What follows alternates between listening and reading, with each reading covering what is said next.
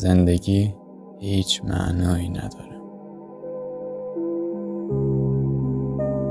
همه ما پوچ رو تجربه کردیم. نقطه از زندگیمون که احساس بی‌هدفی بهمون دست داده. جایی که ارزش‌ها و باورامون زیر سوال رفتن. جایی که ما از عقاید پدر مادرمون فاصله گرفتیم. لحظه‌ای که فهمیدیم فکرمون چقدر الکی و مسخره به نظر میرسه. لحظه‌ای مکث کنین.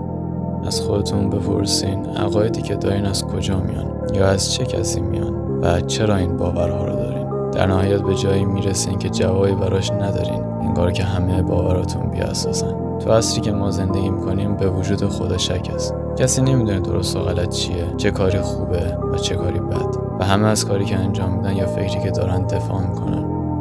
چون چرا که نه، در نهایت چه اهمیتی داره؟